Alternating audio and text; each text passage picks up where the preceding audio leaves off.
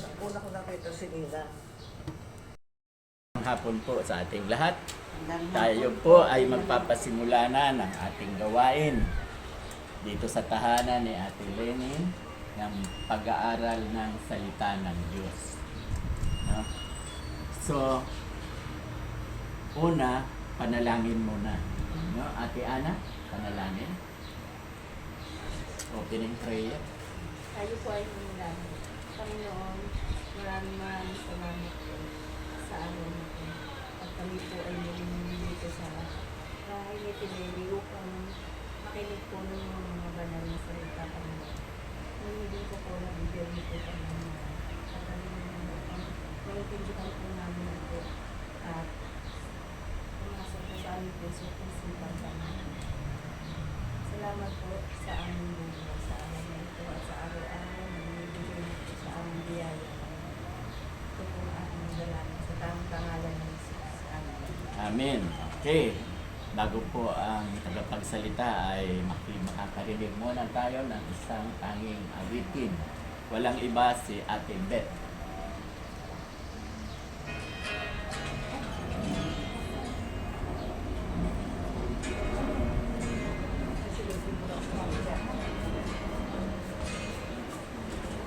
Mahal kita, hanggang ang iyong biyaya, iyong buhay, hawak mo sa iyong kamay. Mula sa aking pagmulat, hanggang sa paghindig, aawitin ko ang kabutihan ng Diyos. Ika'y tapat sa habang buhay, ika'y mabuti magbagay lahat mo. Hanggat ako ay nabubuhay, aawitin ko ang kabutihan ng Diyos. Ang tinig mo ay siyang gabay sa kasakitan, at nariyan ka sa gitna ng kadiliman. Kaya aking kaibigan, maraming naman, at ako'y buhay sa kabutihan ng Diyos. Ika'y tapat sa habang buhay, ika'y mabuti magpakay lamang. Hanggat ako ay nabubuhay, aawitin ko ang kabutihan ng Diyos. Kailan ba'y di magbabago ang kabutihan mo? Kailan ba'y di magbabago ang kabutihan mo? Ang buhay ko, iaalay ko lahat para sa'yo. Kailan ba'y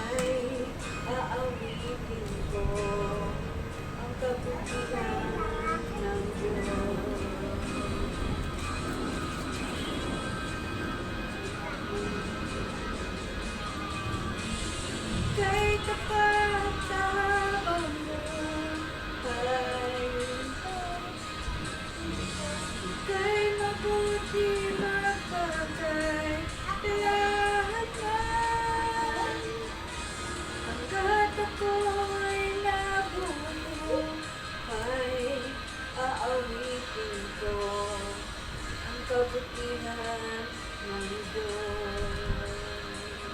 Awitin ko ang kabutihan ng Diyos. Okay, salamat. Tunay nga na ang Diyos ay tapat, no? Sa kabutihan, tapat at napakabuti.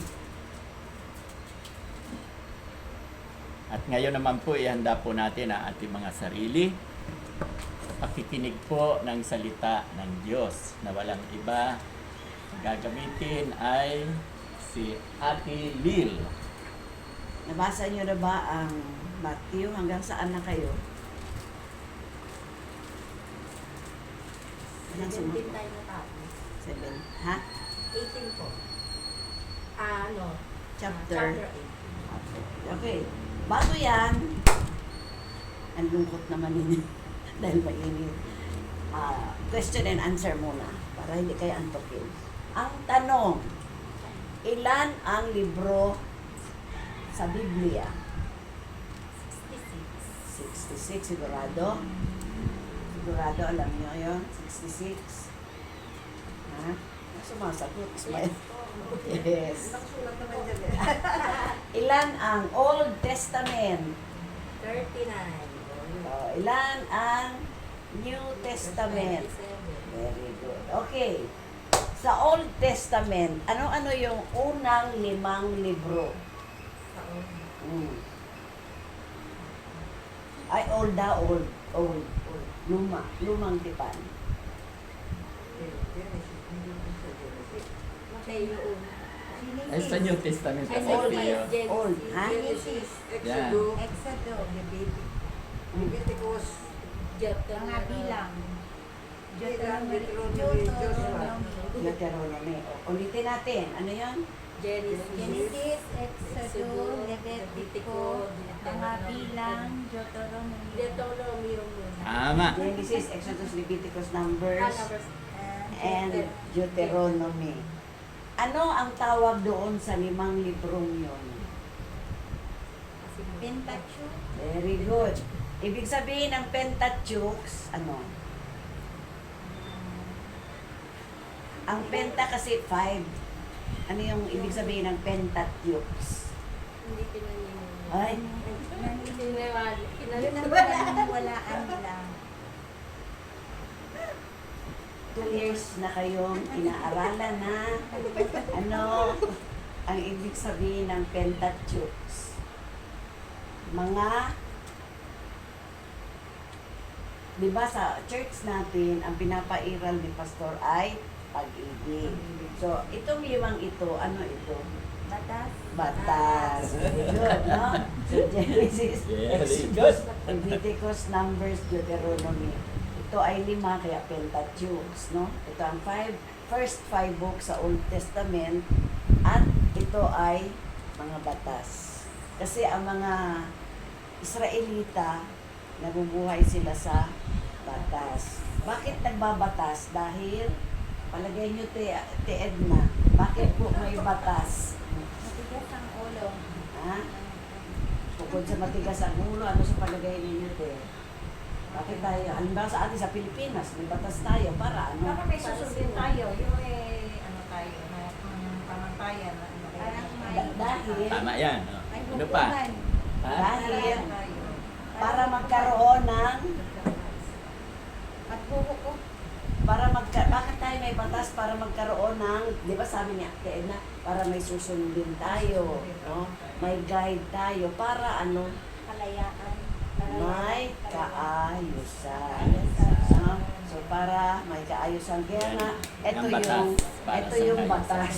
Ito yung Pentateuch. Ha? 8. Okay. So last time, puli ng Panginoon sa ating, kaya, Hindi, may dadagdag ako doon. Maganda yun eh. sige. Tayo magmadali. No? Ay, sige. Di ba? Para daw, naglagay ang batas para may kaayusan. Di ba? Tatanungin ko rin kayo ulit. Ano-ano ba yung batas na yon? Yun yung mga 10 otos. Ano ba yun? Pwede. Tama. Tama. Oh. Yan ang batas, di ba? Yung 10 utos, batas ni Moses. Pero galing sa Diyos. Sa Diyos. Batas ni Moses. Ngayon, ano-ano ang laman ng 10? John 3:16. John Hindi, 1:12. yung 10 Sa kuwan, pumutos. 10 utos. Bawal Paano? pumatay. Tinan nyo, di ba, naglagay ng kaayusan. Eh kung hindi ninyo alam, paano nyo magagawa? O ano? Bawal makiapid, bawal pumatay, Oo, bawal magnakaw. Eh yung simula sa umpisa hanggang 10, Ay, yung- simula sa 1, Daw lang. o paano ngayon yan? Hindi natin alam. Wala tayo sa kaayusan dahil hindi natin alam ang batas. Diba? Paano tayo magkakaroon Ayun ng na nga, kaayusan? Ang Panginoon mong Ano? Diyos. Ha? Ibigin mo ang Panginoon mong Diyos. Iba. Sige, dugtungan mo. At Buong kaluluwa mo, buong lakas mo at buong pag-iisip mo at ibigin ang iyong kapwa gaya ng pag-ibig ng iyong sarili. Yan na, tandaan nyo. Yan ang pinakatamang utos. Yan ang pinakatama. Kasi yung 10, hindi ninyo memoryado. Pero kung may pag-ibig ka, dahil ang sabi niya, ibigin mo ang Diyos, ibigin mo ang kapwa, papatay ka ba? Magnanakaw ka ba? Kasi mahal mo ang kapwa eh. Nasunod mo na ang kautusan dahil yung utos ng Diyos, pag-ibig na lang. Nakukuha ba? Wag mangangalunya ka, di ba? Ang sabi doon, wag kang mangalunya. O, nangalunya ako, halimbawa, lalaki ako, ng babae ako, yan ang nangalunya. O, eh dahil mahal ko kayo, no? Saka ito yung magpapapigil sa atin, yung una, yung mahal niyo si Lord. Pag mahal niyo si Lord, yun ang pipigil sa lahat ng kasamaang ginagawa natin. Nakukuha ba? Kasi sasabihin mo, mahal ko ang Diyos, mamaya, naglalasing ako, mamaya, ng babae ako. Anong klaseng pagmamahal sa Diyos yan? Nakukuha niyo ba ang point? hindi naman nagsisimba. Hindi Pero- nagsisimba, sasabihin mo, mahal mo ang Diyos. Hindi yan nag-aatin sa Bible study. Paano ka matututo? Nakukuha ba natin? Yan ang totoong batas. No? Yan ang totoong batas. Gagawin natin. Madaling sabihin kasi mahal ko ang Diyos. Anong ginagawa mo? Para Anong patunayan. ginagawa mo para maniwala sa iyo si Lord? Nakukuha niyo ba? Kaya wala na tayo sa 10 utos dahil pag may pag-ibig ka, nasunod mo na ang 10 utos. Di ba? Yan ang lagi kong itinuturo. Pag-ibig. Okay, sige. Napakahalaga nun eh. Binibigay ko na kay Ate Lit. So, kami ni Edna, 17 na ako. Nakate, 73. 73. Pero uma-attend pa rin, no? Okay lang to dahil mga kabataan to, mga bata pa. Bahala na si Lord sa akin kung lumabas na Okay. ako. So, nakita na natin kung paano natin iibigin ang Diyos. Hindi lamang yan sa bibig-bibig lang na, I love you, Lord. Pero wala ka namang ginagawa, no? Niloloko mo lang ang iyong sarili. Tama. No? So, kaya nga maraming nagsasabi, ba't kaya hindi sinasagot ng Diyos ang aking mga dalangin? Hingi ka lang ng hingi eh. Wala ka namang ginagawa para sa Diyos. Tama Ba? yan. Balik tayo. Ito yung mga example na ginagawa ng Diyos sa atin. Okay? So, noong mga last few mga pag-aaral natin, ano ang napag-aralan natin? Huwag nyo nang, isummarize nyo na lang lahat. Ano yung napag-aralan natin?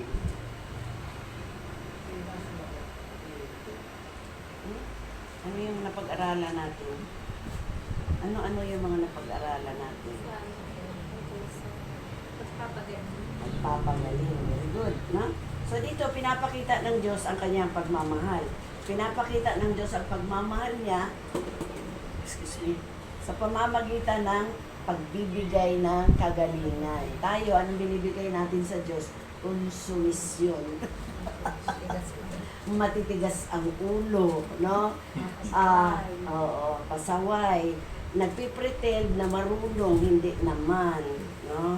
So yan ang isang kasalanan na kaya nahulog tayo sa ang isang uri ng kasalanan na kung kaya naging dahilan ng pagkahulog natin sa pagkakasala ay ano? Bakit nahulog sa pagkakasala si Eva? Pagsuway. No? Kaya mag-ingat tayo mga kapatid. Timbang-timbangin natin saan tayo nakahilig. Ha? Sa sarili lang ba nating kagustuhan o susunod tayo sa Diyos? Dito pinapakita ng Diyos ang mga pagpapagaling niya. Tayo ba kaya nating pagalingin ang sarili natin? Kahit na pumunta pa tayo sa ospital, magpa-doktor kung ayaw ng Diyos, dahil wala naman nakikita ang Diyos na buti sa atin. Tandaan ninyo, ang Diyos nakatingin hindi sa ating panglabas. Saan nakatingin ang Diyos? Sa puso natin. No? So, kailangan makita ng Diyos ng ang ating puso ay karapat-dapat na sambahin siya. No? Kung a-attend ka lang naman din sa simbahan at ikaw ay magchichismis lang na ganito, no? At sisimba ka lang doon na may sama ka ng loob dahil ang simbahan na ito ay nagchichismis. Ay hindi natin siya kilala personally. Sorry. No? Yan lang ang masasabi ko. Huwag nilang gagawing dahilan ang church para sila wag sumimba. Kaya nila ayaw sumimba dahil ayaw nila. No? Okay. So dito pinapakita ng mga aralin natin ang karunungan na ipinagkaloob ng Diyos sa bawat isa. Katulad noong nagtayo ng bahay sa buhangin, nagtayo ng bahay sa bato. Okay? So binibigyan tayo ng insight ng Panginoon. Ganito pala ang dapat. Na ang ito, figure of speech lang ito. Dapat ang ating daw puso o ang ating pananampalataya ay nakatungtong saan? Sa bato. At ang batong yun ay si Jesus. Kapag ang ating pananampalataya ay nakatungtong sa bato, nagiging matibay ito. Kaya nga sabi nga, we are being transformed. Tayo ay binabago ng Diyos from glory to glory. Na? Pag walang pagbabago, hindi totoo yan. At papasok ka lang sa simbahan para magchismis, lalo na. Lalo na. Kapag ikaw ang dahilan para sa ikalitisod ng iyong kapatiran, diretso ka na sa impyerno niyan. Totoo yan. Bibitinan mo na daw. Mabuti pa sa iyo, Ihulog bibigyan ka ng malaking bato at ihulog ka sa dagat. Na? So, hindi tayo ang magiging dahilan para mawasak ang church. Kapag ikaw ang dahilan ng pagkawasak ng church, napakalaki ng iyong pananagutan sa Diyos. No? At kung ikaw magpo-post ka lang ng picture para for no good reason, murahin na lang kita sa aking Facebook account. Kung wala ka rin lang naman maidudulot na buti. Anong purpose? Wala. Alam nyo, kahit na ano pang ipakita ninyo sa akin, wala namang bearing sa akin yun. Wala akong pakialam. Buhay ninyo yan. Pakikialaman ko ang buhay namin. Ha? So, makikita natin ito na hindi ako affected kasi ang buhay namin nakatungtong sa bato. Yung mga nagsasabi na Kristyanuhan lang, nakatungtong ang kanilang sinasabing pananampalataya sa buhanginan.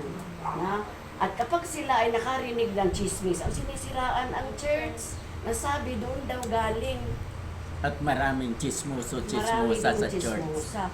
Saan ba ditong lugar ang walang chismosa? Ha? Sabihin niya. Yan, sa atin. O, diba? Christ-centered ka dapat. Oo. Walang chismosa, walang So chismosa. dito, dapat ang ating faith, nakatingin, paulit-ulit na sinasabi yan ni Pastor, nakatingin tayo sa Diyos. Kaso mo, nakatingin nga doon, ang tenga naman natin at ang bibig natin saan naka-direksyon. Na? So, baliwala. Yang mga pananampalataya na ganyan ay babaw. Yan ay, kung i-rate natin yan, kahabag-habag. Okay. So, dito, makikita din natin sa ating mga aralin, sorry, may sipon ako, ang pagpapagaling ng Diyos. Kung ang Diyos ay hindi mabuti, pagagalingin ba niya itong mga taong nakalagay dito? Hindi. Itong mga ito, dahil sila, bagamat sila ay naging makasalanan nung una, sila ay binago ng Diyos. kung kaya't nandoon yung kanilang kalooban na susunod sa Diyos. Meron pa nagsabi, ito dito sa chapter 8, ay sa verse 18, 8:18, ang sabi, the cost of following Jesus. Marami ang nagsasabi, napakahirap sumunod sa Diyos. Bakit mahirap? Dahil wala sa puso natin ang pagtanggap sa Diyos. Sino ang namumuno pa rin sa ating buhay? Tayo pa rin. Yung pa rin kagustuhan natin, kaya mahirap. Pero kung ang ating buhay ay inilaan natin para sa Panginoon, hindi mahirap. Hindi siya mahirap sundan. Yan ang katotohanan. Kaya kasi mahirap dahil yung gusto niya pa rin, Oo. panglaman ang ginagawa Oo, niya. kaya Kaya siya pa rin- napakahirap. Kaya siya pa rin ang boss ng buhay niya. Samantalang, kapag tinanggap natin si Jesus sa ating buhay, si Jesus na ang boss natin. No? Hindi na yung ating sarili. Oh, siya na ang driver. Eh, kung tayo lang, ay, di ba, maraming mga driver na barubal, no? So, bangga. Kaya lagi nababangga, sisisihin, ang pastor, ang church, hindi naturuan. Paano hindi ka matututo, hindi ka naman umaattend. Kapag naman nagsa-service tayo, worship service, hindi rin nakikinig, no? Pag nakikita ko nga, minsan lumilipad ang mga isip. Malayo ang tingin. Malayo ang tingin na. So, hindi ninyo pwedeng sisihin ang pastor. Sa mga edad namin ito, pupunta pa ba kami dito para mag-Bible study? Ang init-init.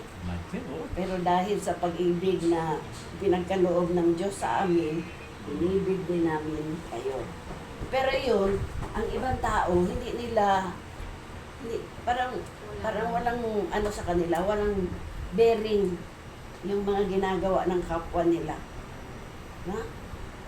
Sa amin, ang aming layunin ay to glorify God and to teach everything to you. At maligtas kayong Oh, lahat. yun lang na, hindi pwede na ang pananampalataya natin ay yung mabuhay. Kailangan firm, matatag, kasi nga nakatungtong tayo sa batong buhay, si Jesus. Okay. The cost of following Jesus is so easy. Pananampalataya ka lang, yun lang naman ang gusto ng Diyos eh. Believe and you will see. No? Gusto mong mabago ang buhay mo, believe and you will see. Ang Diyos ang bahalang mag-transform sa buhay natin, hindi tayo. Dahil lagi tayong nadadapa, lagi tayong mag-fall down, lagi tayong iiyak, lagi tayong disappointed, lagi tayong mai-stress. Kasi sa nakatingin, sa kapwa. No? Kapwa Jesus. Sa kapwa. No? So, kung i-grade tayo ng Diyos, lagi tayong bagsak. No? Kaya mahirap daw. Mga nag-aaral pa yan, yung tumutungtong pa yan sa pulpito, sasabihin, mahirap sumunod kay Kristo. Never. Hindi yan mahirap. Kaya lang mahirap kapag matigas ang ulo mo. No? Kapag hindi willing na sumunod kay Kristo, mahirap. Pero pag willing ka, committed ka, madali. Pero kung committed ang utak mo, ha? Oo, committed. Iba ang committed ang utak. Committed ang utak mo. Mahirap. Oo, napakahirap. Na? So, ibig ang committed at saka committed ang utak. Na? So, doon nahihirapan. Sabi ko, ba't ganun ang tinuturo? Hindi, mahirap sundan si Kristo. Dahil si Kristo ay ano bang katangian ni Kristo? Mapagmahal, maawain, mahabagin, Savior, puspos ng pag-ibig. Hindi natin kaya sukatin ang pag-ibig ng Diyos sa atin. Nasusukat ba natin? Kaya natin nasasabi, mahirap. Dahil ba sinabi ng Diyos, wala akong lungga na matutulugan. Pero kung ikaw willing ka, hindi naman sinabi ng Diyos na kapag sumunod ka sa akin, ay mahihirapan ka. Hindi. Kapag sumunod ka sa Diyos, ano mangyayari sa buhay mo? Babaguhin ka ng Diyos. Ang sabi nga ng mga basketballista, kapag tinanggap mo si Jesus, iikot ang buhay mo from, sa 90 degrees na ikot yan, babaguhin ka ng Diyos. Tignan mo kayo. Yan ang patunay na kayo ay sumunod kay Kristo. Binabago na ni Kristo. Binabago na ni Kristo unti-unti. Kaya umiikot na yung mundo natin papunta sa Kanya. Pag bumalik yan, ay lugi kayo. Kaya hindi nakakaatin. No? Wala nang ginawa, kundi chismis, siraan tayo. Kasi hindi ko sila kilala personally. I'm sorry. No? Hindi ko sila, yan ang totoo. Ako naman, hindi naman ako naglalabas ng bahay. Limited lang ang kakilala ko dito. Kayo lang. Kung sino lang yung mga nadatnan ko dito sa, tsaka sa, nagpupunta sa church. Yun lang ang kakilala ko. Yung kapitbahay ko nga, hindi ko yan masyado kakilala. So, walang masamang layunin ang church. Ang nais ng church, mapanuto ang lahat ng pumupunta doon. Kaya mahirap bang sundan si Kristo? Hindi. Kapag may motibo ka, mahirap na masama, mahirap sundan si Kristo. Ang kabutihan ng kapag sumusunod ka kay Kristo, tinatapyas ni Kristo ang lahat ng masama sa iyo. At ikaw ay babangon. Kaya nga, inulublog ka eh. No? Kapag meron nagpabautismo na ganyan ang ugali, tatagalan mo, pastor, ang paglublog. Magbubbles na ang bibig. No? Para lumabas talaga. Para lumabas yung masamang espiritu. No? Oh. Tagal-tagalin dahil. Joke lang yan, para lang kayo matuwa. Kaya, masarap na sundan si Kristo. Saan ka pa susunod? Kapag susunod ka sa tao na report ng tao, di ba? Ang gusto ng tao, sarili lang niya, I, me, us. Samantalang si Kristo, tayo. Kayo. Kaya nga niya iniwan ang kanyang sarili pagka-Diyos. No? At namuhay na isang ordinaryong tao para ang bawat isa sa atin ay magkaroon ng buhay na ganap at walang hanggan. Anong tinuturo ng Diyos? Pag-ibig. Hindi siya nagturo na maging chismosa ka, siraan mo to, at magkagulo-gulo kayo. Ano ang nais ng Diyos? United tayo. No? Nasa kamay na tayo ng Diyos, gusto pa magpatihulog. No? Kaya, yan ang sabi nila, mahirap sumunod sa Diyos. Eh kung marami kang lihim, talagang mahirap sundan. Dapat i-declare mo, i-commit mo ang sarili mo sa Diyos. Huwag nating pakitirin ang ating isip. No? Bukas natin ang ating pag-iisip na ang Diyos ay mabuti, na ang Diyos ay pag-ibig. Ano pa? The great healer, lahat na. Lahat ng pangangailangan mo, isusupply ng Diyos. Bakit hindi tayo nasusupplyan ng Diyos? Bakit? Kasalanan din natin yan. Wala tayong tiwala sa Diyos at gusto natin ura-urada. No? Gusto natin, ngayon na, para bang nangungutang?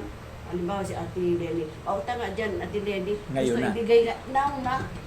Eh, ang sabi ng Diyos, according sa kanyang, will. According Way. to His will. Kaya nga, ang sagot ng Diyos kapag humihingi tayo, yes, no, Way. Yes, kapag okay ka na. Okay ang puso mo sa Diyos, ang connection ninyo. Hindi ka nga nagbabasa ng Bible, hindi ka nag-pray, hindi ka nagsisimba, hindi ka nagsa-Sunday school, hindi ka nakikisalamuha sa kapwa mananampalataya. Gusto mo now na? Sabi ng Lord, no muna.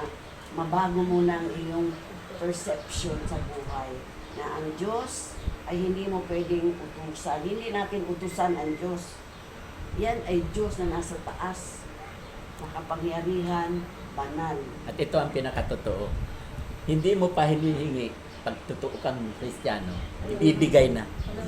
Alam na ang Hindi pa tayo needs. nagsasalita. Alam na yan. Bibigay na yan. Kaya trabaho lang tayo ng trabaho. Bible study, simba. May mga gustong manira, ano sila? God provide. Alam na needs. Magkakaano sila, lalaki ang bibig nila kadalda. Example, ako. Wala akong hanap buhay. Mabuting lang, may sweldo na ako ngayon. Pero kulang na kulang yan. Kasi yung ginagastosan ko ng maintenance, yung ginagasto na sa broadcasting. O, kaya nga yung 10,000 na ibinibigay ko monthly, sorry na lang, January, February, March, hindi ko na naibibigay. 10,000 monthly. Doon ko ginagasto. Pero alam ko hindi ako pababayaan doon. Ibabalik lahat yan. nagtatanim lang ako. Di ba? Mayroon ba naman nagtanim, aani ngayon? Nakukuha niyo ba? Aanihin ko yan. Sabi nga ni Mrs., baka abutan ka ng 5 million eh. BBM. Kasi tinataas ko talaga, igalang natin ang Pangulo. Yun talaga ang pinagsisigawan ko doon sa message kahapon. Kaya sabi niya, aantayin ko, baka padalhan ka ng 5 million. Sabi ko, Joke lang yan. baka may kakatok dito. Hinahanap ka na. Nauwan. Yung pala papatayin. Nauwan pala ni Sam. Di ba? Pero hindi ko siya siniraan. Ingat ako. Susundin. Ang sabi ko lang, igala. Yan. Okay. So, paano tayo lalago? Sundin natin ang Diyos. Okay. Sa verse 28 ng 8, chapter 8, verse 28, natalakay na natin ito. Okay, basa. Buuin nyo na. 28 hanggang 34.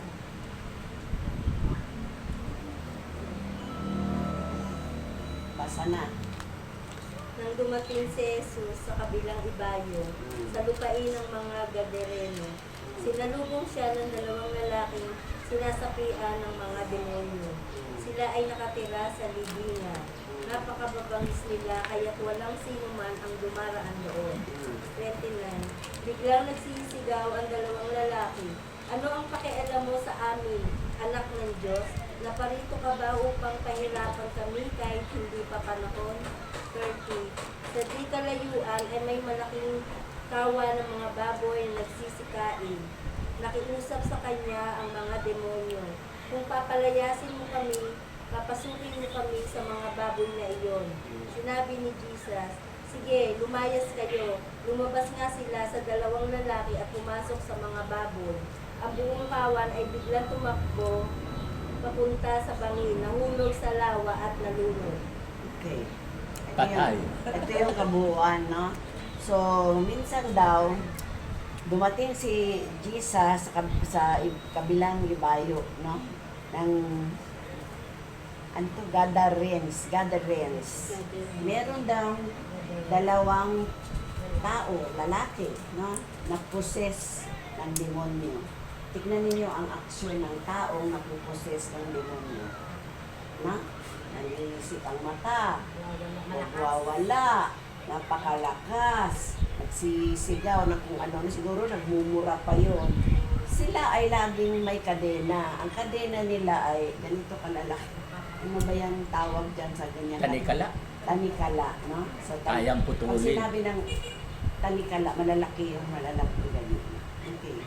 So, kahit na may tanikala sila, kayang-kaya nila, sobrang lakas. Kapag pala ang tao ay sinapian ng mga demonyo, napakalakas. So, ano ang katangian ng demonyo? Manira. No? Sinisira, winawasak. Manira ng pamilya. Oh. Manira ng tao. Manira ng sarili niya. Yung na-possess, siya mismo Sinisira ang ang sarili. sinisira noong diablo. Tama. Kasi, bakit? Tinatanggap niya eh. Wini-welcome niya ang diablo sa buhay niya. Ha? Instead na si Kristo ang nasa buhay niya, diablo ang ipinasok. Okay, kaya sasabihin ko nga sa inyo lagi, di ba? Ang mga tao, dapat nating mahalin. Lahat. No? Kasi pag mahal natin ang tao, hindi makakapasok yung gawa ng kaaway. Hindi tayo, pati ikaw mismo, dahil para sa akin kung mahal ko kayo, hindi ko sinisira ang katawan ko. Nakukuha niyo ba? Pero kung hindi ko kayo mahal, nakakapasok ang diablo, kasi kaya nga, pag wala kang Kristo, mayroon kang diablo. So ang kaaway natin, yung diablo. Yung tao, hindi natin kaaway. Nakukuha, yun ang pinakamaganda. Na, halimbawa, di ba, nag-example ako doon sa kahapon. Yung mga tao, hindi yan ang kaaway natin. Ang kaaway natin, yung diablong pumasok sa kanila. Yun ang mahalaga. Kaya, para wag tayong pasukan ng diablo, anong dapat natin gawin?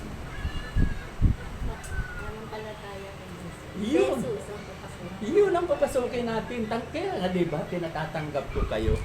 Kilalanin yung mga kasalanan kayo, pagsisihan ninyo yung kasalanan nyo, humingi ka ng tawad, at higit sa lahat tanggapin mo siya bilang Panginoon mo at tagapagligtas. And then, babautismohan na kita. Nakuha nyo ka? So, yun ang dapat. So, hindi natin kaaway ang tao. Ang kaaway natin, demonyo. Di ba? Pumasok mga demonyo. Pumasok sa 2 tao, 2,000 yan na demonyo. Alam Kaya niyo, napakalakas. Sige. ang demonyo, kilala si Jesus. Pero yung ibang nabautismohan dito, hindi yata kilala. Bakit kaya nagpabautismo? Ito sa atin binasa. Sabi niya, sabi ng Diablo, ba't ka nagpunta dito? Oo. Ano pa astig pa, no? Oo. Kala mo kung sino. Ba't ka nagpunta dito, hindi pa oras? Kaya, Gusto kong maging Marunong pa sa Diyos, ha? kilala niya ang Diyos, no? So, ang Diablo, lumuluhod din yan sa Diyos. Ang Diablo, maraming verses. Nanginginig pa. Nanginginig pa. Sumasamba. Kaya sabi niya, violente nga daw yung mga sinasaniba ng Diablo eh. No? Wala daw makalapit dahil napaka-violente. Sabi daw nila kay Jesus, ano bang gusto mo sa amin? Ba't ka nandito? Nandito ka ba para pahirapan kami, para i-torture kami? No? Alam mo kung sino eh, no? Wala naman siyang, hindi pa panahon. Have you come here to torture us before the appointed time? Ano kaya itong appointed time na ito? Yung huhukaman na sila, yung para dalhin na sa impyerno. Hindi pa oras ng paghuhukom. Marunong pa sila sa Diyos, no? Tignan ninyo kung magsalita. At doon daw sa may kalayuan, meron daw doong mga baboy. No? Tandaan natin, hindi lang dito nasabi kung ilan yung Diablo. 2,000. Merong sa lugar na yun, may mga nag-aalaga ng mga baboy. Sabi daw, dahil ayaw nila ng mga Diablo na mahukuman na sila, sabi niya, pwede ba pumasok na lang kami dyan sa mga baboy? Sabi ni Jesus, o sige, pumasok kayo. Kesa naman kastiguhin sila, no? At mapunta na sila sa impyerno, sa dagat-dagatang apoy. Sabi daw niya. Sabi ni Jesus, go! So, nagpunta sila sa mga alaga nung tao. At, siyempre, kapag ikaw ay pinasukan ng masamang espiritu, nag-iiba ang katawan mo, nag-iiba ang pananaw mo, nag-iiba ang pakiramdam mo. So, nagulat yung mga baboy. Ano nangyari sa mga baboy? No? Nagpulasan, nagwawala. Hindi na nila alam ang kanilang daan. Hindi na nila alam kung saan sila pupunta. Nakita nila may bangin. Marahil iniisip ng mga baboy, baka ito ang solusyon. Kaysa kami ay maparusahan. Hindi nila alam, pareho din yun, namamatay din sila. So, ano nangyari? Nahulog sila doon sa sa lawa at namatay sila. Ngayon yung mga nag-aalaga nanakbo na dahil natakot, no? Nanakbo at natakot. Samantalang yun namang nilabasan ng masamang espiritu, ano ang pakiramdam? Naginhawahan, no? Soothing, calming, ano pa, may kapayapaan na siya ngayon. Nasa kanila na si Kristo kasi. Kapag si Kristo ay nasa ating puso, iintindihin Kapayapaan pa ba ka. natin yung mga naririnig natin? Hindi na. Dead man na. No? Sila naman ang magdadala noon. Diba? Ano nga yung hila mo? Ano yun? Meron kasabihan na Buntot ganyan. mo, hila mo. Buntot mo, hila mo. No? So ganyan ang mangyayari sa mga naghahasik ng kasamaan. Balik tayo dito sa inalihan. Yung inalisan na ng masamang espiritu, nagkaroon ng kaginawahan, naging bago na siya, di ba? Ano yung, 2 Korinto 5:17? Ano Ay, daw teacher. yun? 2 Korinto 5:17. Kapag ang isang tao ay nakapag-isa na kay Kristo, siya na isang bagong nilalang. Wala na ang kanyang dating pagkatao sa halip na palitan na ito ng tao. Amen. Kahit hindi nakikinig, okay lang. Pag, Teacher eh. No? pag tinanong, sumasagot. Kung tayo daw ay nakipag-isa kay Kristo, tayo ay bago ng nilalang. Wala na ang dati, tayo ay bago na. Dati Kaya- jablo ka, wala na, hindi na. Sinuko ko na yung jablo eh. Pinalayas mo na sa buhay mo. Kaya nga, meron ka ng kapayapaan. Tingnan yung mga mukha ninyo. Mukhang mga payapa na. Ang gaganda kaya. Oh, mga dalaga eh. No? Meron tayong kapayapaan sapagkat ang nasa ating puso ay si Kristo. Siya ang prinsipe ng Kapayapaan. kapayapaan. Kaya tayo ay payapa. Okay, may tanong din ako. No? Yung Hindi pa napag-aralan natin noong nakaraan. Oh, hindi pa ito tapos ah. Oo. Ay, mayroon ka na lang 13 minutes. Certain, no, tapusin ko na mamaya ka na magtanong. So, ano ang sabi? Yun naman mga, kaya ito ang dahilan, sabi dito, kung bakit ang mga yung mga Muslim people, hindi sila kumakain ng baboy. Dahil yun daw ay mayroong masamang espiritu. Okay. On the other hand, yun namang mga nag-aalaga ng baboy, pinapaalis na rin si Kristo. Sabi niya, umalis na kayo. Kasi naubos na yung baboy niya, nalugi ang negosyo. No? Nalugi ang negosyo. Dahil nagkamatayan ang mga baboy na alaga nila. So yan ang ating kwento sa hapong ito. Meron kayong tanong? Tandaan ninyo, 2 Korinto 5:17, kung ikaw ay kay Kristo, isa ka ng bagong nilalang, wala na ang dati, ikay bago na. Hindi na tayo affected. Tayo ay committed, hindi committed. Ha? Baka sabihin, Bisaya kasi hindi. Committed, hindi yung committed ang utak. Hmm? Oh, ang tanong niya, kung mayroon kayong tanong, wala kayong sumasagot, ako may tanong. Ang itatanong ko sa inyo, yung nagdaang Friday, diba?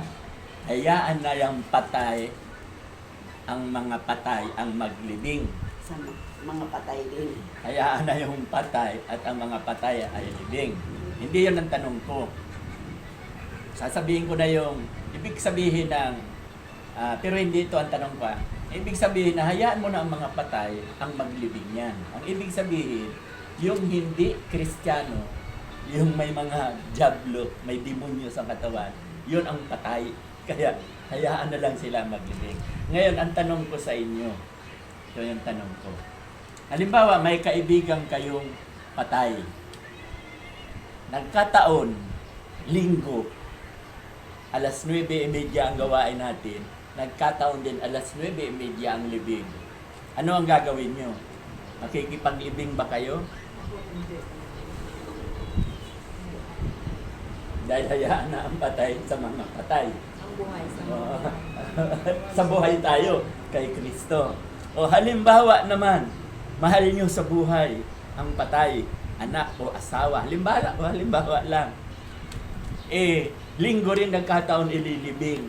Hindi ba kayo makikipaglibing? Mahal nyo sa buhay yon. Hindi. Pwede makipaglibing, pero hindi mo lang ano sa Panginoon. Bas-bas yung gagawin mo na asawa mo yun eh. Pwede daw, di ba? Kayo, ganun din? Hindi po. Dati po, ganon. Hindi. Makikipag. Kasi ang dapat natin gawin, kung asawa natin, halimbawa, asawa ko nawala, hindi ko i-schedule ng linggo. Sabado ko i-schedule. Di walang lapit to. Ako masusunod, di ba? Huwag niyong i-schedule ng linggo dahil alam natin na kay Lord yan. Nakuha ba? Okay, so, Kasi yun lang. nga, ang araw ng linggo ay priority Priority sa ating kailangan. buhay. No? Kasi sabi nga ng Diyos, sabi nga, di ba kung ikaw ay kay Kristo, bago ka na, susundin mo na yung nais ng Diyos. So, ang araw ng linggo ay ibinukod dyan ng Diyos. Mababasa niya sa Genesis. No? At pinagpala. Ibig sabihin, binasbasan niya yung araw ng linggo. Para tayo ay sama-samang mag-uri sa Kanya. Okay. So, ngayon naman po ay makakarinig tayo ng isang awitin na walang iba kundi si Ate Lisa.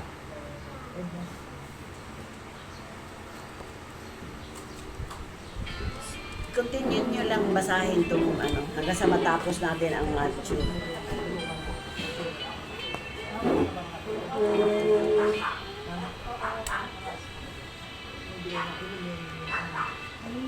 His time,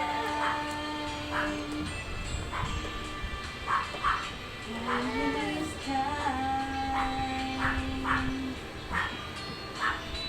He makes all things beautiful. In His time,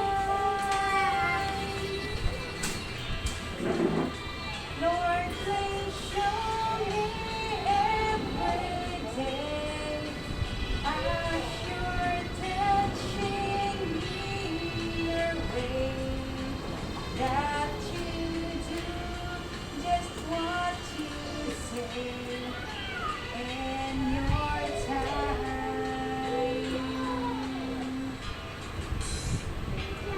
In your time. In your time, you make all things beautiful. In your time, Lord, my life to you I bring. Me a song I have to sing. Be to you a lovely thing in your time. Ito mapatapat, oh. In Masyado your dyan. time. In your time. You make all things beautiful. Closing prayer ka. In your time, Lord, my life to you I bring. Me a song I have to sing. Be to you a lovely thing in your time. Be to you a lovely thing in your time.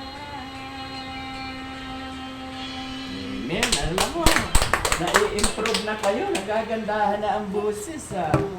No, dati nung una, nahihiya, Si nagkakahiyaan Beth pa. nga ngayon medyo na-stretch na yung vocal cords. Ngayon, nakarinig tayo ng closing prayer. Walang iba, si Ate Lil. Wala namang kayong tanong eh. Okay. Wala kayo tanong? Wala. Very good. Okay. Very good. Tayo natin si Ate Beth.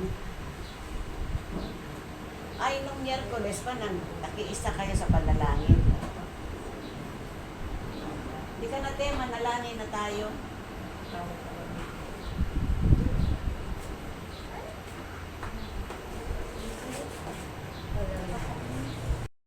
Sa panalangin ako, alis sa linggo. Okay. Napalis siya. Sa London. Yung ano na, Kaya minsan binibilisan ko manalangin kasi nakakalimutan ko ano sasabihin. Ay manalangin mga kapatid, dakilang Diyos, pinupuri ka namin. Pinapasalamatan ka namin o Panginoon sa oras na ito. Salamat po sa pagkakataon na kami ay sama-samang nagpupuri na nilingkod sa iyo, Panginoon, sa pamamagitan ng ganitong mga gawain. Dalangin ko pong patuloy, Panginoon, na ang iyong presensya, Panginoon, sa aming gawain na ito. At nawa ang bawat isa, Panginoon, ay nagkaroon ng kaalaman, Panginoon, kung gaano ka kabuti, kung gaano mo kami minahal, Panginoon. At sa oras na ito, O Diyos, akin pong dinadala sa panalangin ang mga kahilingan ng aking mga kapatid na ito. O Diyos, dalangin ko po ang patuloy na mabuting pangangatawan ng pagkaloob mo kay Elisa, maging sa kanyang mga anak. Salamat, O Diyos, na patuloy mong pinagkakalooban ng karunungan ng wisdom, Panginoon, si Lisa kung paano niya mapamahalaan ang kanyang pamilya, ang kanyang sambahayan, maging ang kanyang sarili. Salamat sa buhay niya, Panginoon, na ipinaglingkod niya sa iyo. Ganoon din po, O Diyos, paspasan mo po ang negosyo niya, Panginoon, na magamit itong kasangkapan, Panginoon, upang sila ay magkaroon ng hanap buhay. Dinadalangin ko rin si Ate Seni Canovas, O Lord, anuman ang nasa kalooban niya, ikaw, O Diyos, ang mag-shape up nito, Panginoon, at kung ano man po ang kanyang pananaw, nawa, Panginoon, magkaroon ng breakthrough, Panginoon, sa kanyang buhay, ang iyong mga salita. Ang kanyang mga tuhod, O Diyos, tinataas po sa iyo ang mga sakit ng mga tuhod niya. Nawa, Panginoon, magkaroon ng kagalingan sapagkat ikaw, O Diyos, ang aming kagalingan. Ang kailangan lang namin, Panginoon, ituon namin ang aming puso sa iyo, ilaan namin ang aming buhay, Panginoon, ay maipaglingkod namin ito sa anumang kaparaanan. Ganoon din po, O Diyos, dalangin ko po na magkaroon din ng pagnanasa si Ate Seni, maging si Aling Lina, Panginoon, na muli ay manumbalik ang sigla, ang init ng kanilang paglilingkod sa iyo. Ingatan mo po at subaybayan ang mga kapatid kong ito. Ganoon din po si Beth at saka si Ana. O Diyos, salamat sa mga buhay ng mga kapatid kong ito. Alam ko na ang kanilang buhay ipinaglilingkod nila sa iyo, Panginoon, sa iba't ibang kaparaanan. At ganoon din po, dalangin ko rin po ang kapatid ni Ana, Panginoon, na may karamdaman. Nawa, O Diyos, ang iyong mapagpalang kamay ay iyo pong ipadaloy, Panginoon, sa kapatid niya na may karamdaman. Ipadaloy mo po ang kagalingan, O Diyos, sapagkat alam namin, Panginoon, na ikaw lamang ang pinagmumulan ng lahat ng kagalingan sa bawat isa sa amin. Ganoon din si Beth, Panginoon, salamat sa kanyang buhay. Pagpalain mo rin po siya, Panginoon, at ingatan. At nawa, Panginoon, pagpatuloy mo pagkalooban na mabuti pangangatawan si Beth. At dalangin ko rin po patuloy, Panginoon, ang kanyang kapatid na si Carmelita. Nawa, Panginoon, magkaroon ng himala, Panginoon, na makalakad na siya sapagkat yan po ang kanyang kahilingan, Panginoon, ang makalakad na siya. Dinadalangin din namin ang kanyang kapatid na nag-tricycle, ang pangalan noon, Beth? Eli. Na si Eli, Panginoon, si Kuya Eli na kapatid niya, Ate Beth, ay makaranas din po, Panginoon, ng iyong pagmamahal, Panginoon, at matanggap ka niya sa kanyang buhay bilang kanyang Lord and Savior. Patuloy ko rin dinadalangin si Ate Lenny, salamat po Diyos sa kanyang buhay. Panginoon, may mga pagkakataon na nagkakaroon ng ligalig, Panginoon, ang isang tao. Dalangin ko po, Panginoon, na naman ang nagiging sagabal sa buhay ni Ate Lenny. Nawa, Panginoon Diyos, magkaroon ng kapanatagan ito, na magkaroon ng kanilang mga puso, Panginoon, ng kanilang mga damdamin, ng pagkakaisa, Panginoon, pagkaisahin mo po sila, Panginoon, sa pamamagitan ng pag-ibig mo.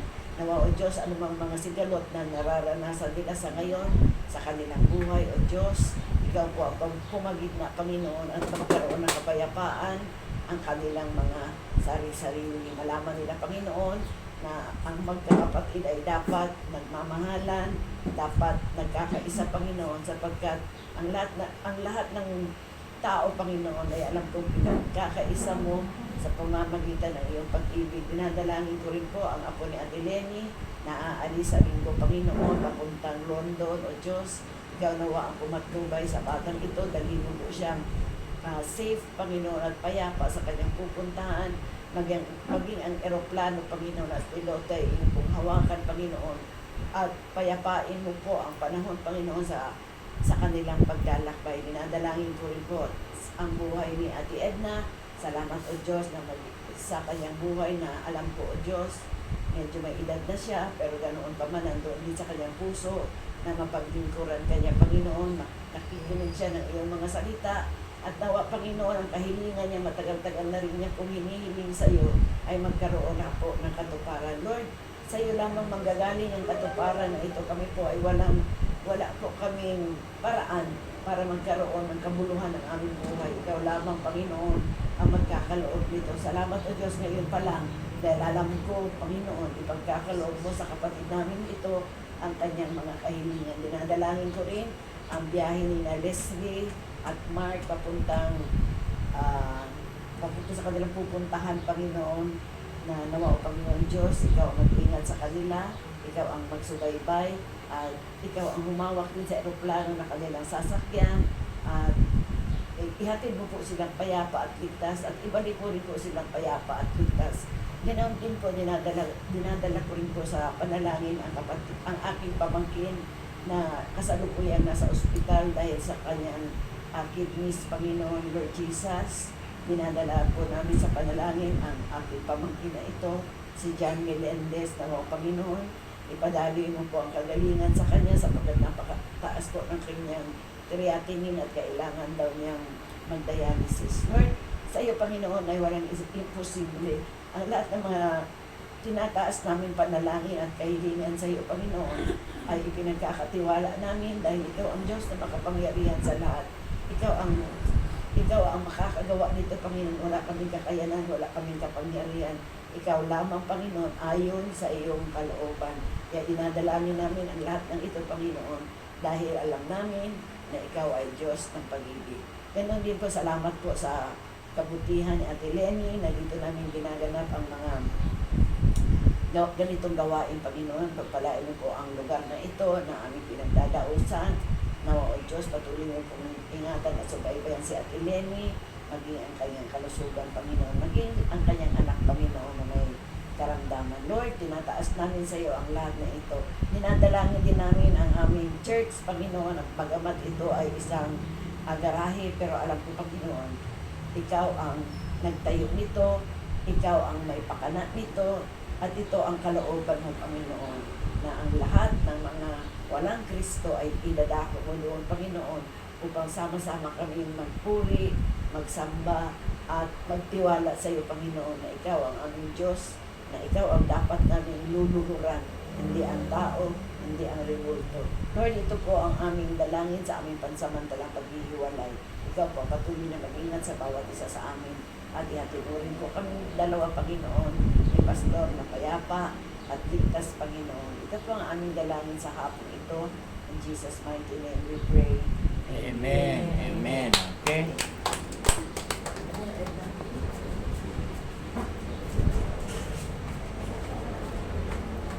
Wala kasi katulong niya. 2 araw na to. Ang hirap kasi kumuha ng kasama sa bahay. Mahirap magtiwala. Kamay.